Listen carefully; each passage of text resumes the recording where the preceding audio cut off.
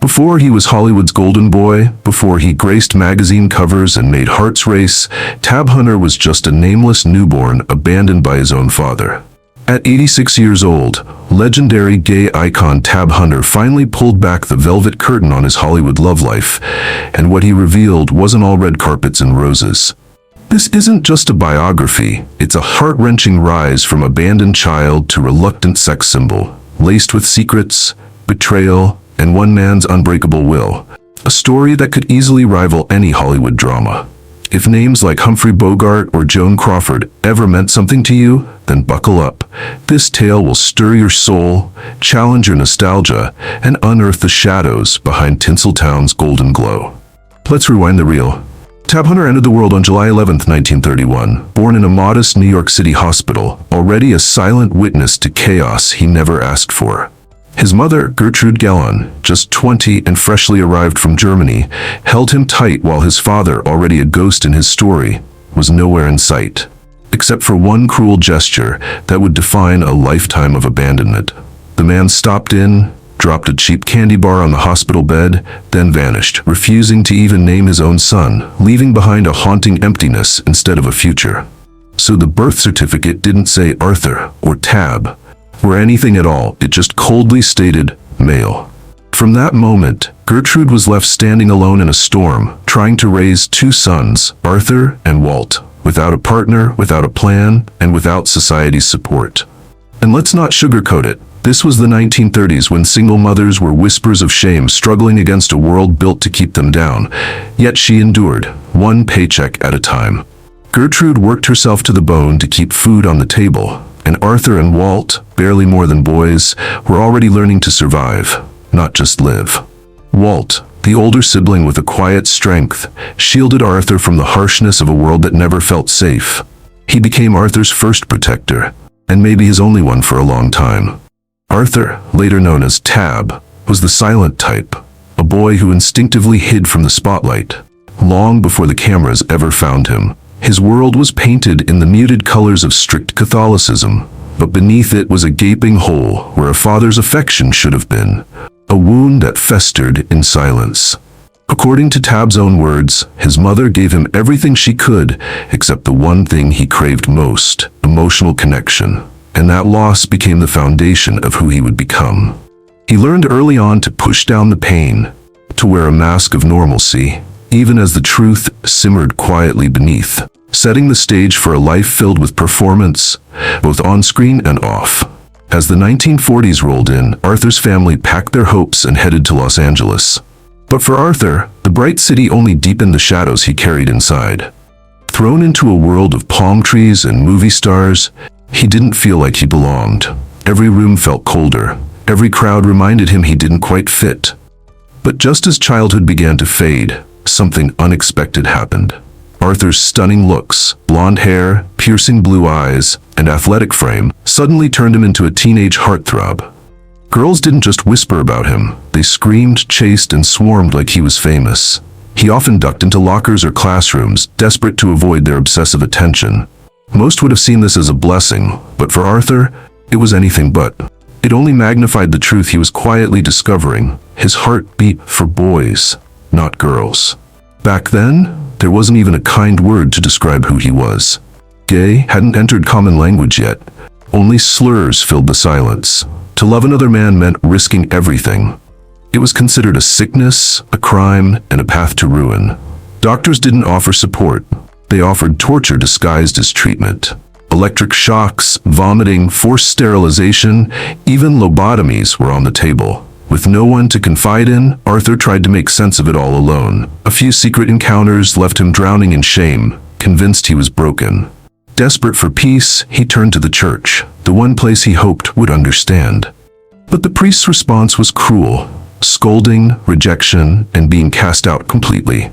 That kind of rejection doesn't just hurt, it brands the soul. And for so many like Arthur, it felt like the end of redemption. Imagine carrying a truth so heavy, yet so dangerous to reveal. In those days, a secret like his could destroy everything overnight. He was barely more than a boy, yet already burdened by the weight of a double life. How many others felt that same fear but never said a word? The question still lingers like smoke. How did a quiet boy like Arthur survive a world so loud with judgment? And what price would he pay for holding on to his truth? Arthur didn't give up. He moved from job to job, chasing purpose in a world that gave him none. He served orange juice at Orange Julius, welded steel by day, and poured milkshakes by night. One night, fate stepped behind the counter. Hollywood actor Roddy McDowall, curious and kind, became one of Arthur's first safe spaces. What started as a milkshake order became a whispered bond between two men living in secrecy. In a world that punished their truth, they found courage in each other's silence. Right in the heart of Hollywood, Arthur took a job at the Warner Brothers Theater, a move that would shape his early journey, and it was there he connected with a kindred soul, a struggling young woman named Carol Burnett. Together, they shared more than dreams. They shared disdain for their cruel boss, and one day, in a burst of defiance, they walked out hand in hand, vowing to never return to that miserable place. Arthur wasn't just passing time. He was obsessed with the silver screen, especially bold, adventurous movies starring heroic men like Tyrone Power in Son of Fury or John Hall in Invisible Agent.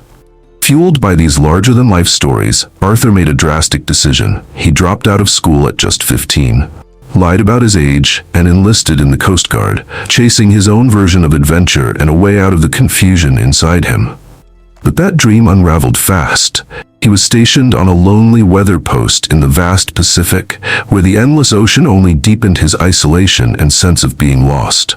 Eventually, the tides of fate sent him to Connecticut for further training, not far from New York City, where a deeper longing stirred within him.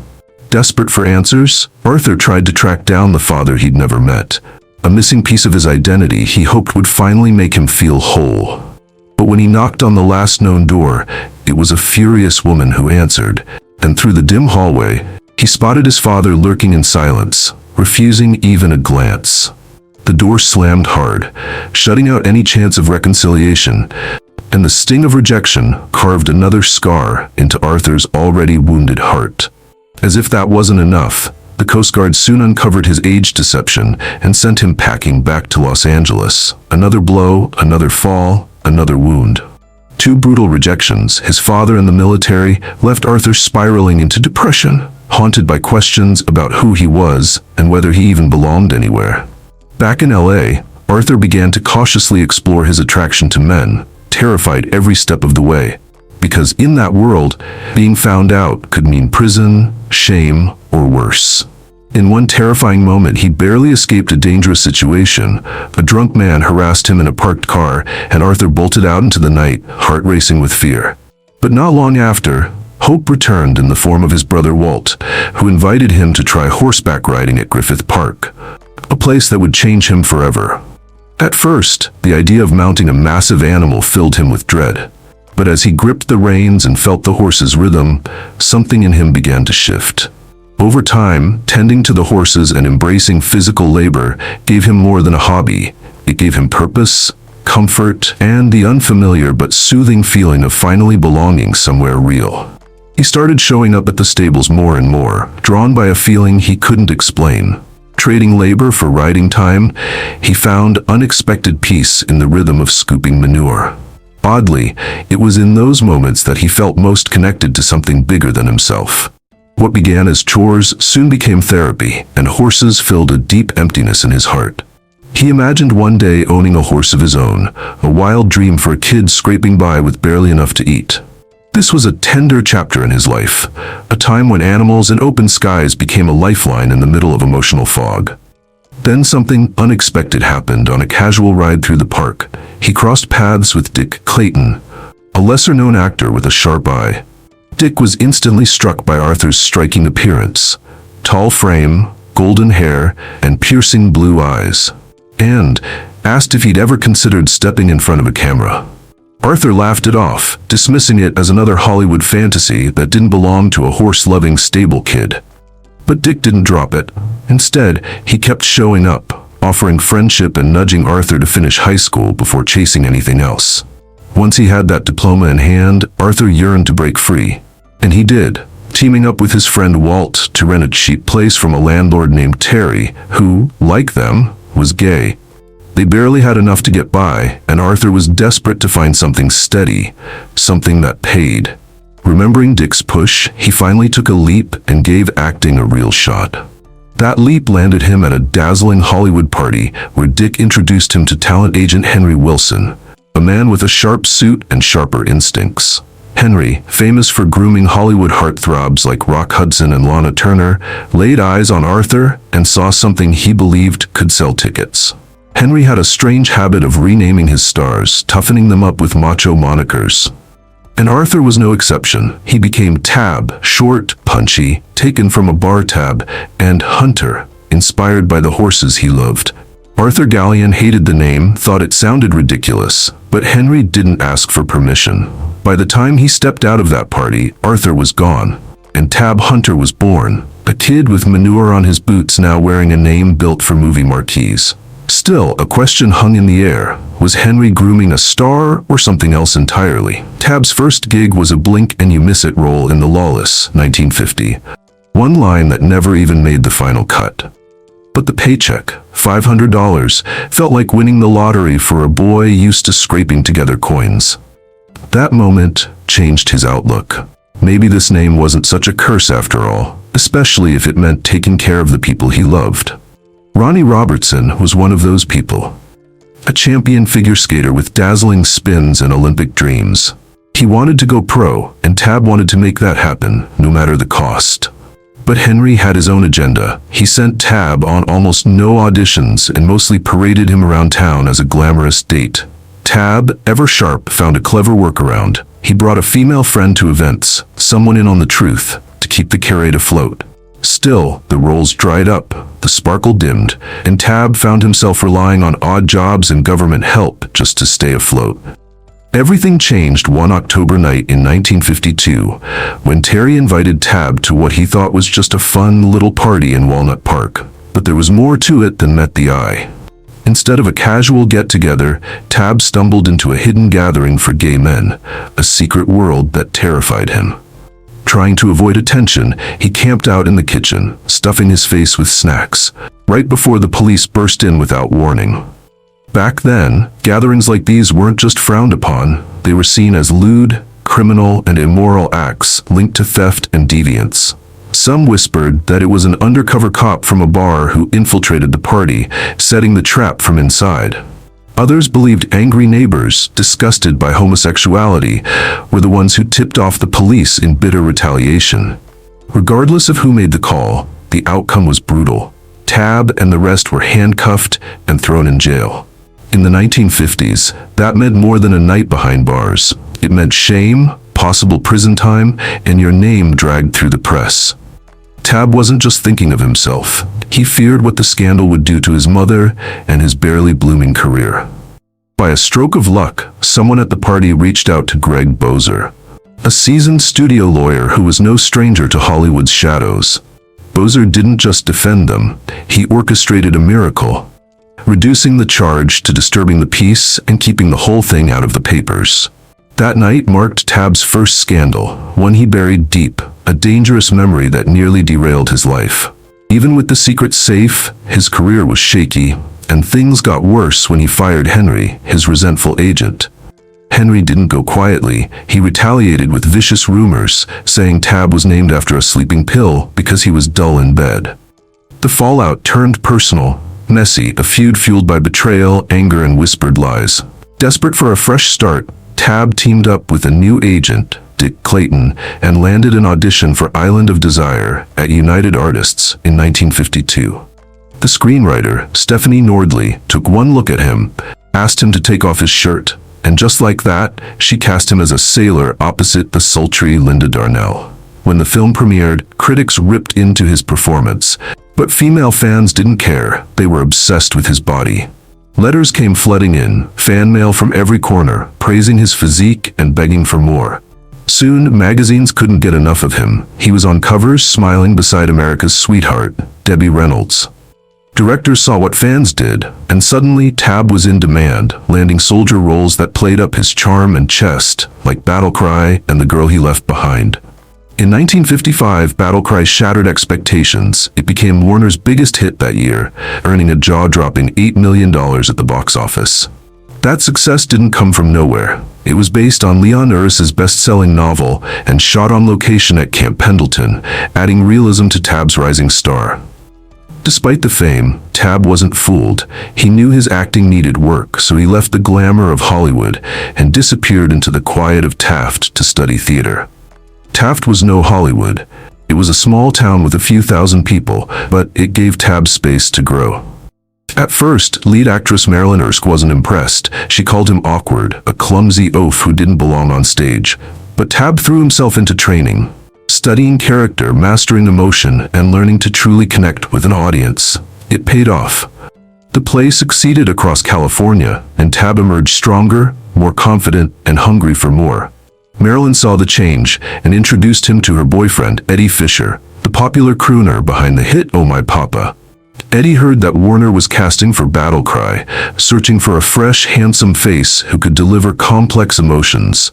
Big names like James Dean and Paul Newman auditioned, but Tab's unique presence and natural chemistry gave him the edge. Warner Bros. Signed him for a 6-month contract at $500 a week, a major break for someone who'd almost lost it all.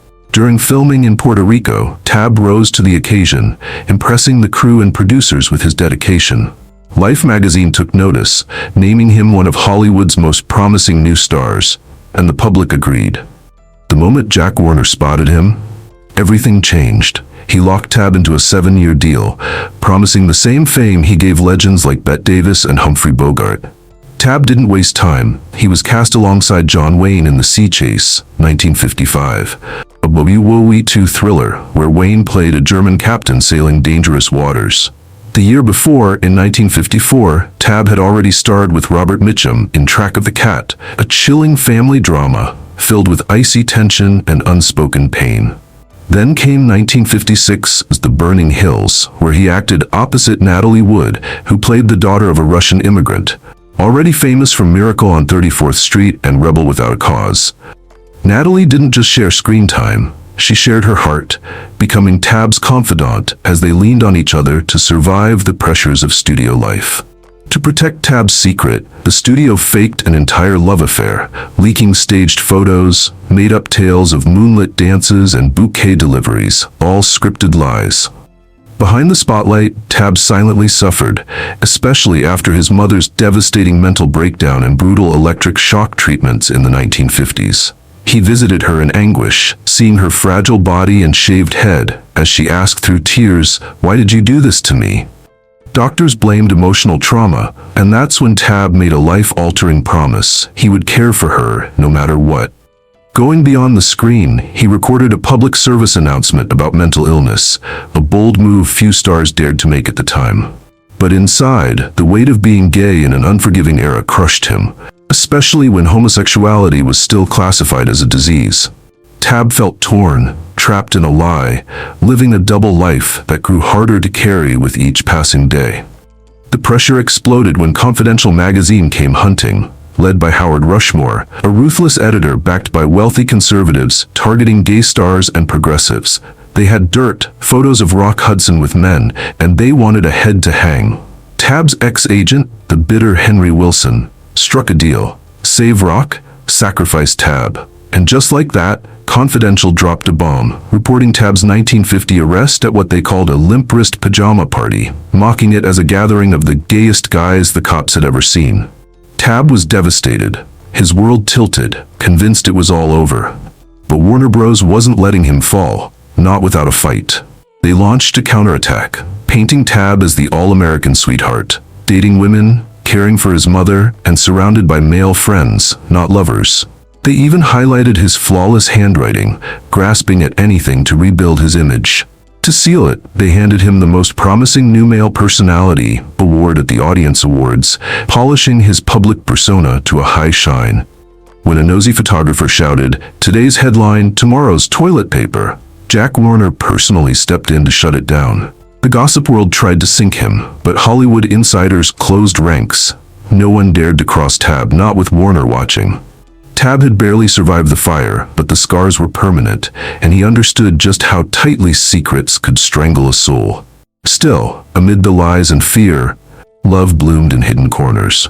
Tab quietly dated Anthony Perkins, the rising Broadway star known for Tea and Sympathy, where he played a boy rumored to be gay.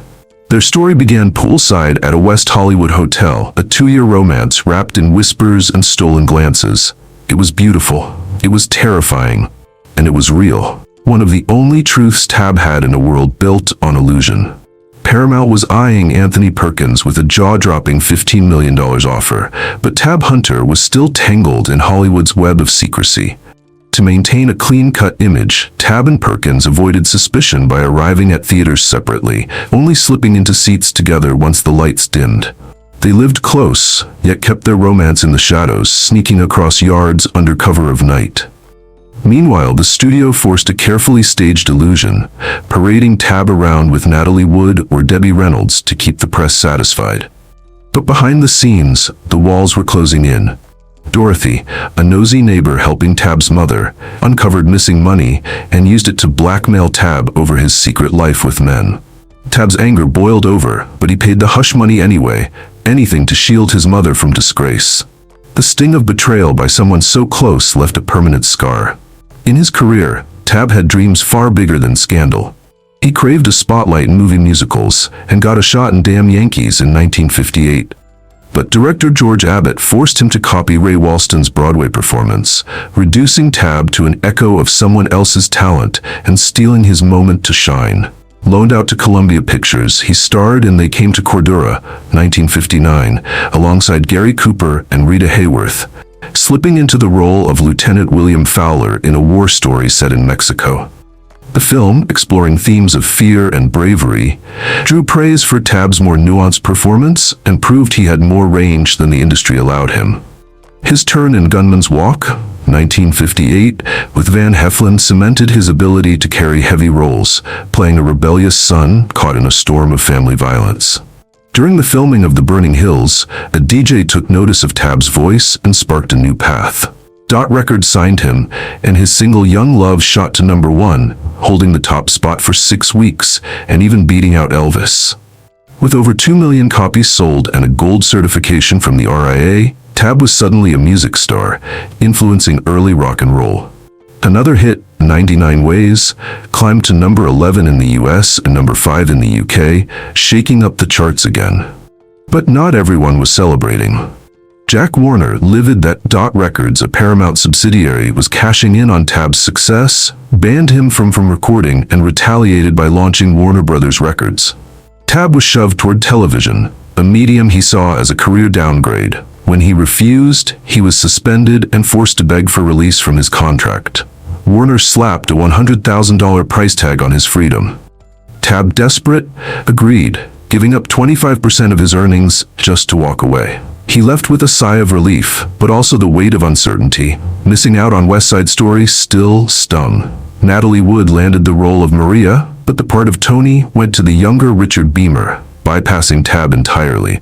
Other golden opportunities, like Billy Budd, went to newcomers like Terrence Stamp. Debt was a constant shadow, and Tab found himself stuck in low-budget films like Operation Bikini, 1963, grinding through variety shows and dinner theater gigs. He performed for crowds of 1,500, then crawled back to empty hotel rooms, drained and alone.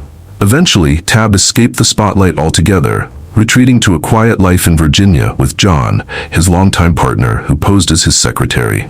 They raised horses and embraced simplicity while the fame slowly faded. Work became scarce, and dinner theater was all that remained. Crowds filled with older fans who whispered, "He used to be somebody." The tabloids circled like vultures, ridiculing him for placing ads begging for acting jobs and spreading cruel lies about acid trips and dog abuse. Victory came through lawsuits, but not without scars. His clean-cut image was taking a hit with every win. The once beloved boy-next-door persona slowly began to crack under the weight of public scrutiny. Then in 1957, California turned up the heat, suing Confidential magazine and threatening to drag stars into the courtroom, including Tab. He was paralyzed by fear, knowing that one oath under pressure could either expose his secret or trap him in a lie. The 6-week courtroom circus left Hollywood shaken, with stars like Francesca Daffa nearly broken by shame, even considering suicide. But just as tensions peaked, the case ended abruptly. A quiet settlement, the gossip silenced, but the trauma lingering. Tab never took the stand, perhaps because his team feared one word from him could tilt the courtroom's favor or destroy him entirely. It was just another shadow in an era thick with secrets. And while the trial faded, so did his career. His sitcom, The Tab Hunter Show, stumbled from 1960 to 1961, barely leaving a trace. Guest roles trickled in, like the Virginian in 1964, but they were few, brief, and lacked impact. His romance with Joan spiraled too, crumbling under pressure until it shattered completely. Then came the betrayal. Joan resurfaced, threatening to leak love letters unless Tab paid $10,000. And Tab, heartbroken, paid the price. News soon followed that Walt, his brother and protector, had died in Vietnam. Tab mourned in solitude, sobbing inside a San Francisco horse stall. Desperate for work, he took whatever came. One Ton, the dog who saved Hollywood in 1976, a quirky dog parody that mocked more than amused. Then came an unexpected spark. While doing dinner theater in Indianapolis, a call came from cult director John Waters. Waters, the genius behind Pink Flamingos, offered Tab a role in Polyester alongside Divine, a 350-pound drag queen who defied Hollywood norms. The movie came with scratch and sniff cards, from roses to feces, and Tab's friends begged him not to do it, warning it would destroy his legacy. But as he read the script, Tab shrugged off the fear and said to himself, "What's left to lose? My career's already in ashes."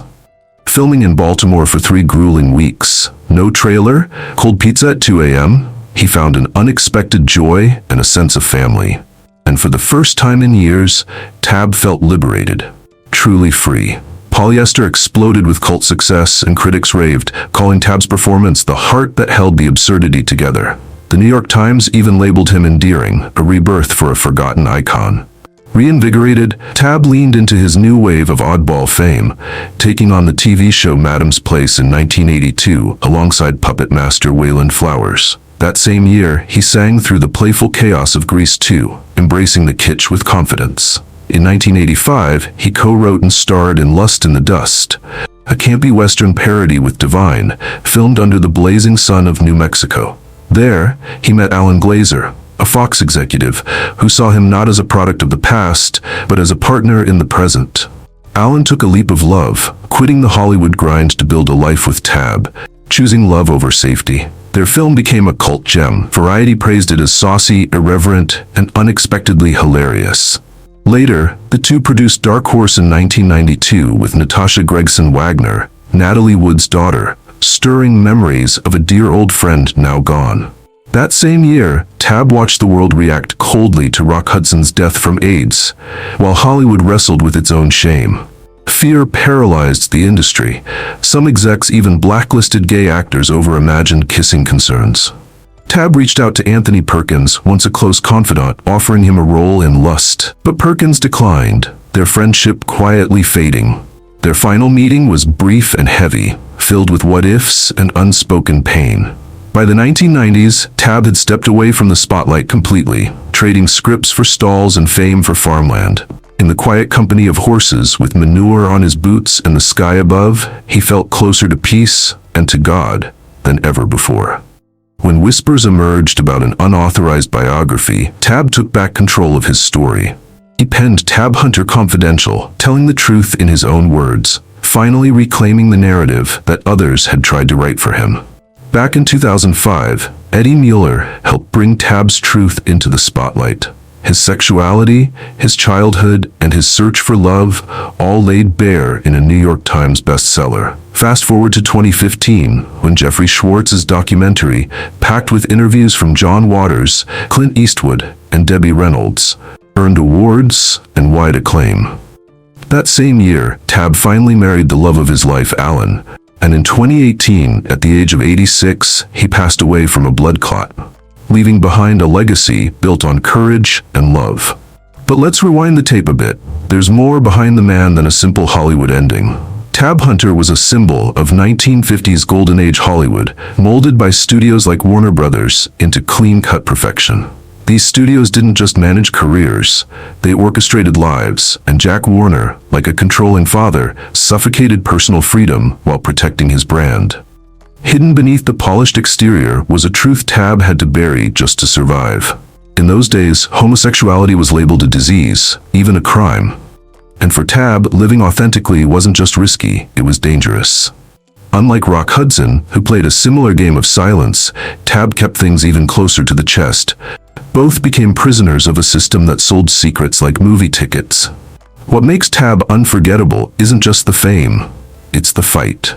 From a childhood scarred by abandonment and ailing family, he rose to Hollywood stardom, then fell into dinner theater and low-budget films, only to come back stronger by boldly owning his truth. It's proof that even late in life, reinvention is possible and powerful. There's something beautifully timeless in that message, especially for those over 65 trying to reclaim their voice. His life reminds us how far society has come, from an era of electric shock therapy and shame to one that now celebrates pride and marriage equality. In every step, Tab teaches us to live simply, love deeply, and never let betrayal have the last word. But there's still intrigue in his journey, so many questions that linger like shadows. Who picked up the phone in 1950 to call that lawyer and save Tab's future? Why did Henry Wilson's personal vendetta turn so cruel? How did Tab weather the confidential scandal without losing everything? The answers may be blurry, but what's clear is this: he found peace in Alan, in horses, and in finally being himself. This isn't just another celebrity tale, it's an emotional and redemptive arc that resonates beyond the screen. A story stitched with mystery, resilience, and raw human truth. Even now, the world hasn't forgotten him. Just look at David Lambert art, honoring his birthday with vintage Damn Yankees flair.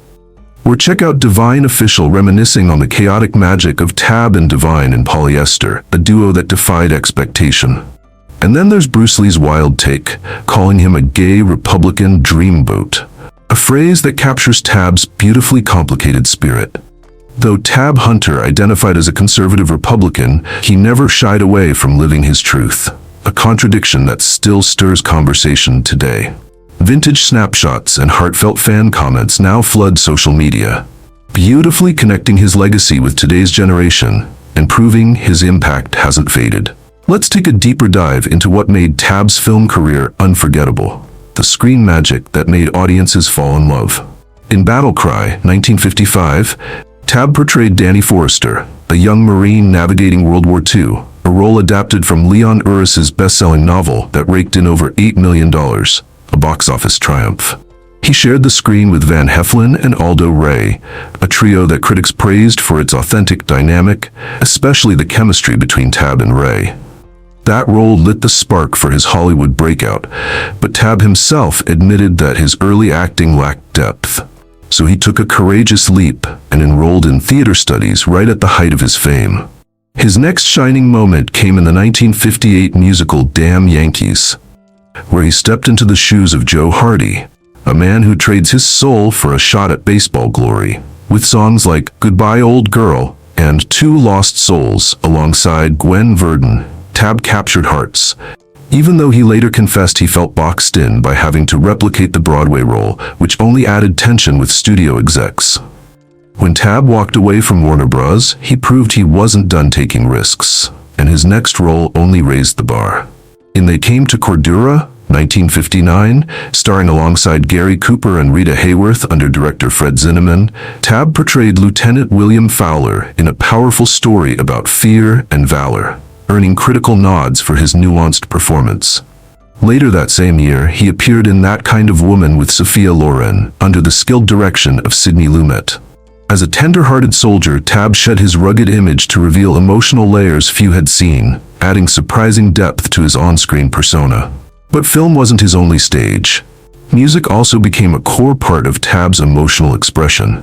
His hit single, Young Love, 1957, didn't just top charts in both the US and the UK. It sold over 1 million copies in its debut week and left a mark on the early days of rock and roll. Tab went on to record a full album with Dot Records, featuring classics like Red Sails in the Sunset and I'm a Runaway. However, trouble brewed when Warner forced him onto their label, a move that clashed with his creative freedom and stirred internal conflict. Television audiences also got a taste of Tab's dramatic flair in the 1956 episode of Playhouse 90's Forbidden Area, a Rod Serling drama directed by John Frankenheimer. His performance was lauded for its raw intensity, setting a high bar for his later TV roles. Then came The Tab Hunter Show, which aired from 1960 to 1961, casting Tab as bachelor cartoonist Paul Morgan over 32 episodes. Though the series won fans in the UK, it flopped in the US, largely due to scripts that didn't quite rise to Tab's charm or comedic timing. Behind the spotlight, though, was a far more complicated and poignant life, one filled with hidden love and aching secrecy. Tab's relationship with Psycho star Anthony Perkins began in 1956 and lasted 4 deeply private years, lived in the shadows of a judgmental industry. Because of the era's fear-driven silence, they met discreetly, whether in darkened theaters or tucked away homes, always under the radar. Tab later described in his memoir the moment they fell in love, by the pool at Chateau Marmont, a memory etched in both beauty and heartbreak. Despite that love, the weight of Hollywood's intolerance proved too much, pulling them apart, a loss Tab would carry for years. Decades later, during the 1983 filming of Lust in the Dust, Tab met Alan Glaser, a partner who would help him reclaim joy and authenticity until his final days. Long before social media ever told us what love should look like, they were already writing their own story. Living together for 35 years, before finally marrying in 2013 and making it official in 2015. From behind the scenes to center stage, Alan not only stood by Tab's side, but also co-produced Tab Hunter Confidential, the 2015 documentary that touched hearts and snagged awards like Best Documentary at Film Out San Diego, thanks to its raw, emotional interviews from lifelong friends. Scandals back then weren't whispered. They screamed across headlines, and none louder than the 1955 Confidential magazine expose. It sensationalized Tab's arrest at a so-called gay pajama party. But Warner Bros. Fired back with carefully planted stories pairing Tab with Natalie Wood and Debbie Reynolds, trying to rewrite the narrative. Digging deeper into Hollywood's dark trade-offs, Tab later revealed that his own agent, Henry Wilson, betrayed him to protect Rock Hudson, exchanging Tab's secret for another star's safety. Just 2 years later, the 1957 Confidential trial threatened to drag Tab into open court, but a last-minute settlement spared him from testifying, leaving behind a tangled mystery of old Hollywood legal maneuvering. After the spotlight dimmed post-1960, Tab didn't vanish, he pivoted. He starred in B-movies like The Golden Arrow, 1962, with Rosanna Podesta, surf flick Ride the Wild Surf, 1964, with Fabian, and war drama Combat in the 1970s, quietly keeping his craft alive while the world changed around him. Far from done, Tab took to the dinner theater circuit with comedies like The Tender Trap alongside Don Knotts and Here Lies Jeremy Troy, traveling across the U.S. to connect with fans in person. Then came a bold comeback. In John Waters' Polyester, 1981, he played Todd Tomorrow opposite Divine, using the bizarre odorama scent gimmick to shock and delight audiences all over again. In Lust in the Dust, 1985, a low-budget cult parody of Duel in the Sun, Tab starred as Abel Wood, another gamble that paid off, produced with Alan and embraced by fans as a hidden gem of queer camp cinema. With those roles, Tab Hunter didn't just return. He rewrote his legacy, culminating in a Hollywood Walk of Fame star at 6320 Hollywood Boulevard and a Golden Boot Award in 2007 for his Western film contributions. By the time his memoir and Netflix documentary dropped in 2015, Tab wasn't just a star, he was a symbol. His honest storytelling finally cemented his legacy as a queer icon, showing a new generation what strength and vulnerability truly look like. 3 days before his 87th birthday, Tab passed away from a blood clot, leaving behind a world that had finally caught up to the man he always was. He was laid to rest at Santa Barbara Cemetery, surrounded by love, remembered by those who truly knew him. Speaking from the heart, as a storyteller and a fan, I see Tab as a lighthouse for anyone who's ever felt like they had to hide. He came out at 74, not for headlines but for healing, and in doing so, became a beacon of resilience in a time when being yourself could cost you everything. In a world that once punished same-sex love with jail and shock therapy, Tab's life charts the journey from fear to freedom. He showed us that it's never too late to live truthfully and to love deeply, even when the odds are stacked against you. The real question, the one that haunts and inspires, how did he carry such a heavy secret for so long yet still move with grace and joy? Somehow, Tab found beauty in the quiet, the love of horses, the comfort of simple things, and in that, he triumphed. That's the magic of his story. It whispers that healing is possible, even after decades of silence. Thank you, Tab, for the courage and for reminding us that even in pain, there is purpose. Don't forget to like, subscribe, and share this video with someone who needs to hear it.